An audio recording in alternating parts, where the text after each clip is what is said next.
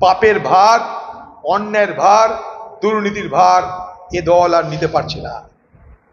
এটাই তো তৃণমূলের আসল চরিত্র, চেহারা। দাঁড়ান, অপেক্ষা করুন। তৃণমূল এইভাবে ক্ষতবিক্ষত হবে, কেউ কাউকে মারতে হবে না কাউকে। তৃণমূলের দলের মুসল পর্ব শুরু হয়ে গেছে, এইভাবে তৃণমূল ক্ষতবিক্ষত হবে। দেখবেন একটা দিদির তৃণমূল, একটা খোকাবাবুর তৃণমূল। ভালো করে খোঁজিন, ওখানে দেখবেন দিদির তৃণমূল একটা, খোকাবাবুর তৃণমূল একটা, একটা মুসলমান তৃণমূল, একটা হিন্দু তৃণমূল। মিলিয়ে নেবেন এগুলো ধীরে ধীরে আপনারা, যা বললাম মিলিয়ে নেবেন। কোথাও দেখবেন মুসলমান তৃণমূল সঙ্গে হিন্দু তৃণমূল, কোথাও দেখবেন দিদির তৃণমূল সঙ্গে দেখবেন খোকাবাবুর তৃণমূল। ক্ষতবিক্ষত হবে এইভাবে এই দলটা। পাপের ভার, অন্যায়ের ভার, দুর্নীতির ভার এ দল আর নিতে পারছে না।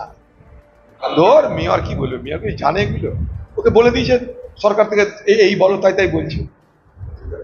ও তো একটা টিয়া পাখির মতন বলে, যা যা দিদি শিখিয়ে তাই তাই বলে। দেখুন এগুলো হচ্ছে কি জানেন তো, এই যে যুবক দেখছেন না শ্লীলতানি করছে, এর পেছনে আরেকটা বড় কারণ হচ্ছে মদ। খেয়াল করতে হবে, মত্ত অবস্থায় এগুলো বেশি হচ্ছে। এই রাহাজানি বলুন, নারীদের শ্লীলতাহানি বলুন, এই বাংলায় এবং আমাদের এই শহরে, জেলায় এই জিনিস বাড়ছে। কোনো কিছু নোটিশে আসছে, আপনাদের হয়তো বলছেন, আননোটিস যেগুলো যেগুলো জানেন না, তার সংখ্যা কিন্তু কয়েকশো গুণ বেশি বলে আমি মনে করি। তাই মানুষ কিন্তু রেজিস্ট করবেই। আজ আমার সাথে যদি কোনো মহিলার উপরে এরকম হামলা করে, আমি তো রেজিস্ট করবই, খালি হাতে রেজিস্ট করব, খালি হাতে রেজিস্ট করবো। বাংলার কোনো মা বোনের উপর কোনো অত্যাচার হলে চোখের সামনে, প্রশাসন কি করবে জানি না, আমরা রেজিস্ট করব, আমি রেজিস্ট করব। আজকে বহরমপুর শহর নারীদের জন্য নিরাপত্তা শহর বলে পরিচিত ছিল। সে নিরাপত্তা বহরমপুর শহরে নারীদের যদি না থাকে, এর থেকে দুর্ভাগ্য কিছু থাকতে পারে না। তাই প্রশাসনকে বলবো, আপনারা সতর্ক হন। সিসিটিভি যদি ব্যবহার করুন, তাতে ধরা পড়বে। আর মা বোনদেরকে বলবো, আপনারা থানাতে কমপ্লেনও করুন, কমপ্লেন করে রেকর্ডটা রাখুন। কারণ আপনারা লজ্জায় ভয় হয়তো থানায় বলতে পারছেন না। থানায় কমপ্লেন করা মানে সেখানে হয়তো তা আপনাকে আরো বেশি অস্বস্তির মধ্যে পড়তে হতে পারে। আপনি ইমেল করে জানান, থানাকে জানান, এসপিকে জানান, ইমেল করে জানান আপনারা যে কোথায় ঘটনা ঘটেছে। তারপর যদি থানা ডাকে, তখন থানায় গিয়ে বলুন। প্রত্যেকটা বহরমপুর শহরের রাস্তায়, মেন রাস্তায় সিসিটিভি লাগানো আছে। সিসিটিভি যদি চালু থাকে, তাহলে ধরা পড়বেই অপরাধী। জানি না সে সিসিটিভি লাগানো আছে, সেগুলো চলে কি চলে না আমার জানা নাই। চরম প্রতিবাদ করছি এর আমি। সেটাই তো বলছি কথাটা, নারী নিরাপত্তা সচল, নারী নিরাপদের শহর ছিল। এই বহরমপুর শহর কলঙ্কিত হচ্ছে। লক্ষ্য করে দেখুন, যেদিন থেকে রাজনৈতিক দল হিসাবে কংগ্রেস পার্টি দুর্বল হয়েছে এই মুর্শিদাবাদে, এই বহরমপুরে, সেদিন থেকে নারী নিরাপত্তা বিঘ্নিত হচ্ছে ঠিক ততোধিক হারে। এটা কিন্তু লক্ষণীয়। ঠিক প্রপোর্শনালিটি ততটাই অত্যাচার বাড়ছে যতটা কংগ্রেস দুর্বল হচ্ছে। হ্যাঁ, আমরা এটা মোকাবেলা করেছি, আমরা মোকাবেলা করতে চাই, আগামী দিনেও করব। আমরা হারতে পারি, জিততে পারি, ক্ষমতা থাকতে পারি, না থাকতে পারি, নারীদের ইজ্জতের প্রশ্নে কোনো রকম কম্প্রোমাইজ নেই আমাদের কাছে। সে হিন্দু নারী হোক, মুসলমান নারী হোক, শিখ খ্রিস্টান যে নারী হোক, নারীদের ইজ্জত রক্ষার জন্য আমাদের লড়াইয়ে কোনো রকম ঘাটতি থাকবে না। এখানে নো কম্প্রোমাইজ আমাদের অ্যাটিটিউড।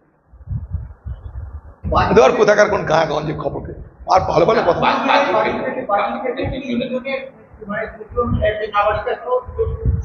দেখুন একই ব্যাপার, আইন শৃঙ্খলা যারা চালায়, প্রশাসনিক ব্যর্থতা। কারণ বাজি ফাটানোর এমনি সুপ্রিম কোর্টের অর্ডার, বাজি যাতে না ফাটে, সুপ্রিম কোর্টের অর্ডার কেউ মানছে না। দিল্লিতে সেখানকার যে সরকার যারা চালায়, তারা সব বাজি বিক্রেতাদের সামনে ভোট, তাই অ্যালাউ করে দিয়েছে বাজি বিক্রি করতে। পুরানা রদ্দি যত আউটডেটেড বাজি সব তারা বিক্রি করেছে। দিল্লি আজ ভারতবর্ষ নয়, পৃথিবীর সব থেকে দূষিততম শহরে রূপান্তরিত হল। ঠিক একইভাবে বাজির প্রচলন যত বাড়বে, তত এই দুর্ঘটনা বাড়বে। এগুলো দেখার দায়িত্ব কার? প্রশাসনের। হাইকোর্ট, সুপ্রিম কোর্ট সবাই বলছে যে বাজির হাত থেকে, বাজি আমাদের জন্য ক্ষতিকর, স্বাস্থ্যের জন্য শুধু নয়, পরিবেশের জন্য ক্ষতিকর, আমাদের প্রাকৃতিক ভারসাম্যের জন্য ক্ষতিকর। তো স্বাভাবিকভাবেই এই বাজির ব্যবহার কিভাবে করা উচিত, আজকে গ্রিন পতাকা আছে, এগুলো সবাই জানে। তা সত্ত্বেও এগুলো কোথা থেকে আসে? এই বাজি থেকে বাংলায় বোম তৈরি হয়, বাজির মশলা বোমের মশলা এক, তাই বাংলায় বোমা বিস্ফোরণে মৃত্যুর ঘটনাও বাড়ছে, কারণ বাজির মশলা বোমের মশলা এক। আর প্রত্যেক কটা বাজি কারখানা যারা মালিক হবে দেখবেন তারাই বোম কারখানার মালিক, আর তারাই কিন্তু তৃণমূলের মালিক এলাকায়, মিলিয়ে নেবেন একদম। বাজি কারখানার মালিক মানে বোম কারখানার মালিক মানে তৃণমূলের নেতা। বলছি তো, আচ্ছা কি করে পারমিশন পাই বলুন? তারপর বলছি পারমিশনটা কি করে পাই? প্রশাসনের জন্য। কেন প্রশাসন পারমিশন দেয়? তৃণমূলের জন্য।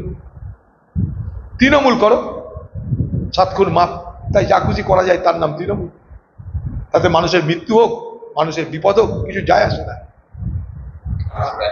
পশ্চিমবঙ্গে আর তো কিছু নয়, মদ আছে আর জুয়া আছে।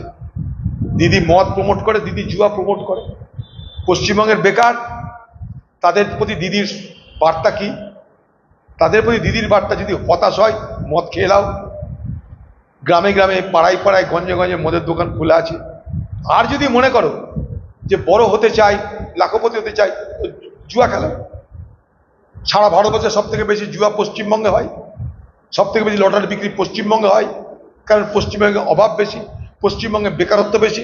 তাই খোঁজ নিয়ে দেখুন যে পশ্চিমবঙ্গ সরকার এই লটারির টিকিট বেচে, পশ্চিমবঙ্গ সরকার মদ বেচে আমাদের রাজ্যের সব থেকে বেশি রাজস্ব আদায় করছে। আমাদের রাজ্যে রাজস্ব আদায় শিল্প থেকে হয় না, বাণিজ্য থেকে হয় না, বিদেশ থেকে টাকা প্রেরণ করে হয় না। আমাদের রাজ্যের সব থেকে বেশি রাজস্ব আদায় হয় মদ বেচে আর জুয়ার বা লটারির টিকিট বেচে। লটারির টিকিটের ব্যাগ বিক্রি করার এই যে পাড়ায় পাড়ায় ঠেক, আমি কোনো বেকারদের বিরুদ্ধে কথা বলছি না। বেকাররা কি করবে? তারা মনে করছে লটারির টিকিট বিক্রি করে যদি সংসার চলে, তাদের একটুও দোষ দিচ্ছি না। আবার সেই বেকারের কাছে আরেক বেকার যাচ্ছে, যদি সেই বেকারের লটারির টিকিট কেটে তার বেকারত্ব দূর হয়, সেও যাচ্ছে, সর্বশান্ত হচ্ছে সে। আজকে ভাবছে 10টা টিকিট কাটলাম, হয়তো কিছু না কালকে হবে, কালকের জন্য আরো 100টা টিকিট। অভাব, সংসারে মারামারি, বন্ধক, এই করতে করতে একের পর এক জুয়ার জালে আটকে যাচ্ছে, বেরোতে আর পারছে না। ভাবছে আজ না হয় কাল, কাল নয় পরশু হবে, পরশু নয় তার পরের দিন হবে। আমরা যেমন কানে যদি জল ঢোকে, বেশি জল দিয়ে কান থেকে জল বার করি, এর জুয়ার চক্করেই পড়ে যাচ্ছে এইভাবে বাংলার যুবক সম্প্রদায়। তাদেরকে বললে কি জুয়া কবি কিসি কো না হোগা না হুয়া, এটা মনে রেখে আপনারা চলুন ভাই। এই জুয়ার আড্ডায়, মদের আড্ডায় বাংলার যুবক আপনারা বিরত থাকুন। মাঝে মাঝে ভাবি যে আমরা কি মানুষ থেকে অমানুষের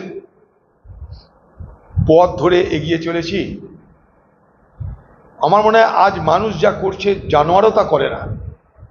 6.5 বছরের শিশুকে ধর্ষণ করে খুন, এ দৃশ্য পশ্চিমবঙ্গে একটা ব্যতিক্রমী ঘটনা হিসেবে নয়, এ দৃশ্য পশ্চিমবঙ্গে আমরা দেখেই চলেছি। তাই মাঝে মাঝে প্রশ্ন জাগে, পশ্চিমবঙ্গে আমরা কি মানুষ থেকে অমানুষের পথে ক্রম অবনতির রাস্তা ধরে এগিয়ে চলেছি না কি? আর দেখুন, বিচারের উপরে প্রশাসনের উপরে মানুষের কিন্তু ভরসা হারিয়ে যাচ্ছে। প্রশাসন কবে বিচার দেবে জানে না মানুষ, বিচারক কবে বিচার দেবে জানে না মানুষ। তাই আইন নিজেদের তুলে নিয়ে পিটিয়ে মেরে দিচ্ছে। এই পিটিয়ে মেরে দেওয়ার ঘটনা কিন্তু আগামী দিনে ঘটতে থাকবে। যত বিচারে দেরি হবে, বিলম্ব হবে এবং বিচার করার জন্য প্রশাসনের তৎপরতার যত ব্যাঘাত ঘটবে, যত উদাসীনতা থাকবে, তত মানুষের নিজের হাতে আইন তুলে নেওয়ার প্রবণতা বাড়বে। এটা কিন্তু একটা ভয়ঙ্কর ট্রেন্ড, এটা কিন্তু একটা অ্যালার্মিং ট্রেন্ড যে মানুষ আইন তুলে নিয়ে নিজে শাস্তি দিয়ে দিচ্ছে। এবং এই যে দৃষ্টান্ত হলো না, এটা কিন্তু আগামী দিনে অন্য জায়গাতেও পশ্চিমবঙ্গে প্রতিফলিত হবে বলে আমার ধারণা। মানুষ আর ভরসা করছে না।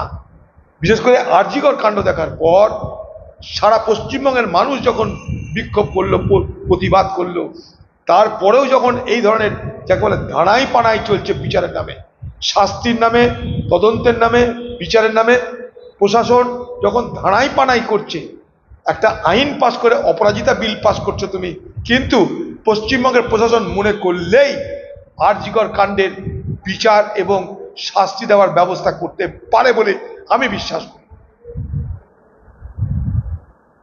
তার অসংখ্য উদাহরণ আছে পশ্চিমবঙ্গে। এই পুলিশই পারে, সেই পুলিশকে খোলা হাত দেওয়া হোক, পুলিশকে বলে দেওয়া হোক যে আর.জি. কর কাণ্ডের তদন্ত করতে কে যোগ্য তাকে আমি দায়িত্ব দিতে চাই, করে দেখাও, কালকেই হবে। এই বিচারের নামে ধানাই পানাই করতে গিয়ে বাংলার মানুষ ধীরে ধীরে আইন নিজেদের তুলে নেওয়ার প্রতি দিকে এগিয়ে যাচ্ছে। এটা একটা ভয়ঙ্কর ট্রেন্ড, অ্যালার্মিং ট্রেন্ড বলে মনে করি। বিষয়টা বলি, 2011 সালে ভারতবর্ষে চালু হয়েছিল আবাস যোজনার প্রকল্প কংগ্রেসের আমলে। বোঝার চেষ্টা করুন, যারা সমাজের পিছিয়ে পড়া মানুষ তাদের জন্য শুরু হয়েছিল আবাস যোজনার প্রকল্প।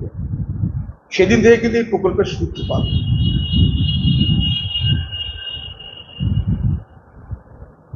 আজকে এই প্রকল্প পশ্চিমবঙ্গে কেন্দ্র রাজ্য উভয়ের শেয়ারিংয়ে চলছিল।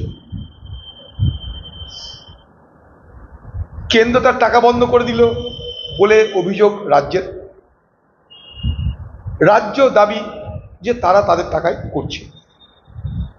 মূল কিন্তু কনসেপ্টটা, মূল বিষয়টা কিন্তু ভারতবর্ষের মানুষের কাছে এনে দিয়েছিল ইউপিএ সরকার আমলে, মনমোহন সিংয়ের সরকার। সেটা হচ্ছে যে সোশ্যালি এবং যারা সোশ্যালি ব্যাকওয়ার্ড, ইকোনমিক্যালি ব্যাকওয়ার্ড তাদের জন্য, সোশ্যালি অ্যান্ড ইকোনমিক্যালি ব্যাকওয়ার্ড যারা তাদের জন্য সেন্সাস হয়েছিল, একটা জনগণনা হয়েছিল। সেই তালিকা অনুযায়ী কিন্তু এটা শুরু হয়।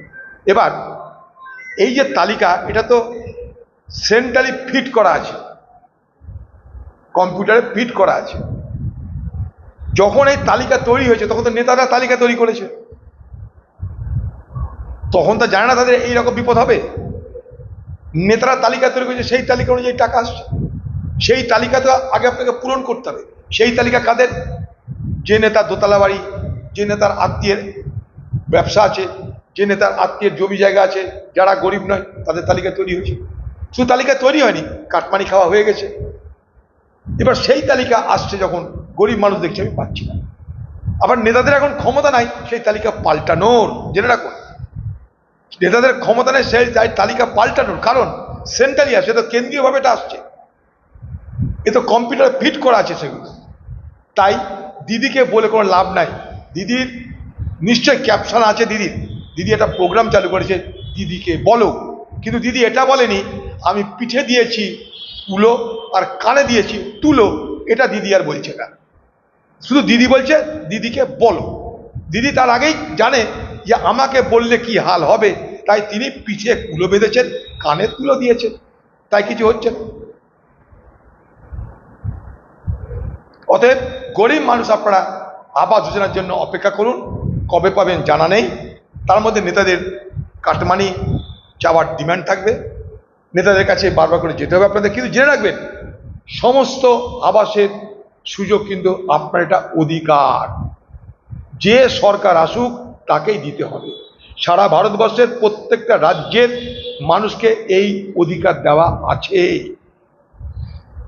এটার সঙ্গে কোনো পার্টির কৃতিত্ব নেবার কোনো জায়গা নেই। তারা হয়তো কৃতিত্ব নেবে তৃণমূল দিচ্ছে বলে, তৃণমূলের নয় এই প্রোগ্রাম। আপনার আমার মানুষের টাকা নিয়ে এই প্রোগ্রাম, মানুষের টাকায় রাজস্ব, সেই রাজস্ব থেকে এই প্রোগ্রাম, মাথায় রাখবেন। কাউরি দয়া নয়, দিদির আঁচলের থেকে পয়সা বার করে আপনাকে দিচ্ছে না।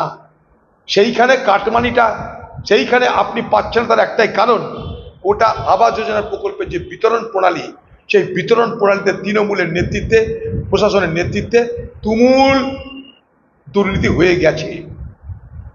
তাই এবার তৃণমূল নেতারা কি করছে, সামনে অফিসারদের ভিড় দিচ্ছে।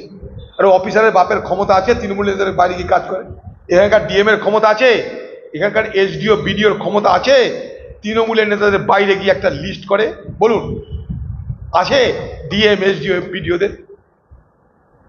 এখন তাদেরকে বকরি বানাচ্ছে, বলির পাঁঠা বানাচ্ছে।